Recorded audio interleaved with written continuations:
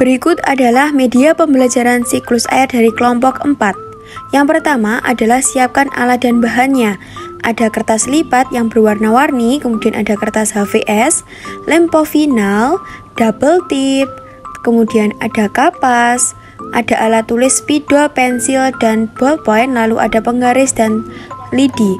Lalu potong bawah galon yang sudah tidak terpakai dengan ketinggian 10 cm, lalu siapkan 3 gabus warna biru muda, tua, dan kuning atau terserah. Lalu ukur gabus dan potong sesuai dengan lebar dari galon. Setelah itu, pasangkan gabus di atas galon dan tes hingga gabusnya tidak turun. Lalu buatlah lingkaran di warna biru dan buatlah judul. Kemudian ada juga keterangan seperti presipitasi, evaporasi, dan kondensasi. Selanjutnya buatlah ornamen, misalkan ornamen pohon, ombak, matahari, lalu rumput. Kemudian ada gambar di bagian sisi, misalkan ada perahu juga. Kemudian setelah itu kita siapkan yang bagian alasnya dulu. Setelah itu rekatkan yang bagian diorama 3 dimensinya di atas bagian alas. Kemudian ini adalah pengaplikasiannya. Di sini adalah penjelasan terkait pengoperasian media pembelajaran siklus air atau diorama siklus air. Di mana media ini terdapat 2 bagian. Yang pertama adalah bagian alasnya yang tersusun dari botol atau bekas galon. Selanjutnya diberikan gabus. Lalu di sini adalah bagian utama dari media pembelajaran dan ada 4 segi.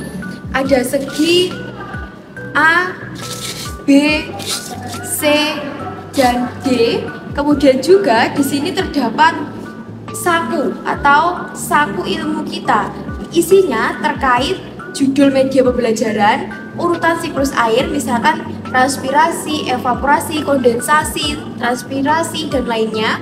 Nah, pengoperasiannya, peserta didik itu bisa maju ke depan satu persatu ataupun guru menjelaskan dengan cara yang pertama adalah ini kita tata terlebih dahulu bagian bawah media ini sesuai dengan urutan. Misalkan ada keterangan, lalu anak panah, keterangan lagi, anak panah lagi, selanjutnya seperti itu. Nah, misalkan ini tadi presipitasi, di mana dalam ornamen ini terdapat air hujan, kemudian ada payung. Jadi peserta didik itu dapat memahami bahwa kalau adanya air hujan yang turun dengan gambar seperti ini disebut sebagai presipitasi. Kemudian misalkan kita akan mencari yang namanya evaporasi atau penguapan. Nah, ini dia adalah evaporasi atau penguapan, di mana evaporasi ini kalau peserta didik lupa artinya, dia bisa melihat di sini di saku ilmu kita. Evaporasi adalah proses atau peristiwa penguapan air yang ada di laut, di sungai, di daratan karena bantuan sinar matahari.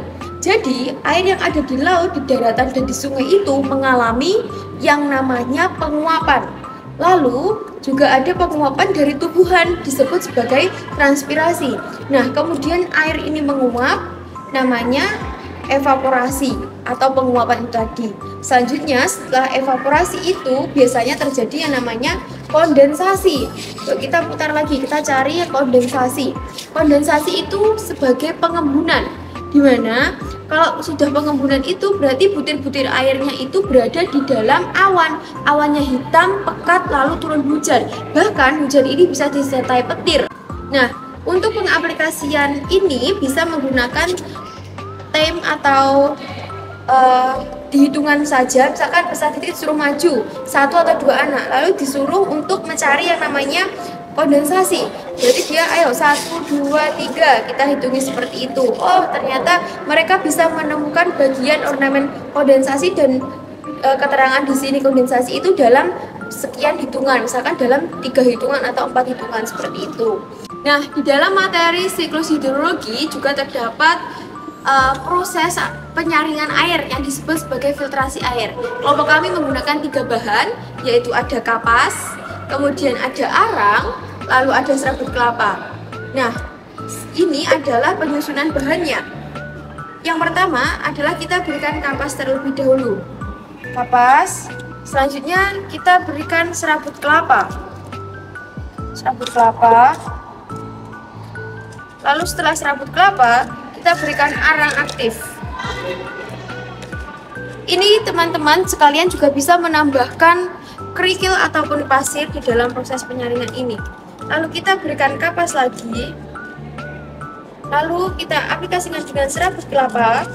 Ini kita tumpuk-tumpuk seperti ini saja. Lalu kita berikan sedikit kapas lagi untuk di bagian atasnya. Oke, ini kita buka terlebih dahulu.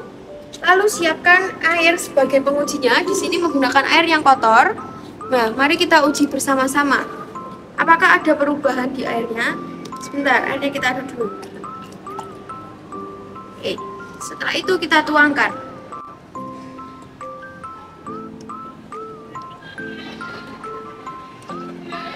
Setelah proses penyaringan air ini, kita bisa mengetahui perbedaan air yang kita uji coba dengan hasil filtrasi, di mana air yang sudah kita filtrasi ini terlihat bening dan tidak keruh, sedangkan air pengujinya tadi ini bersifat keruh dan ada beberapa kotoran.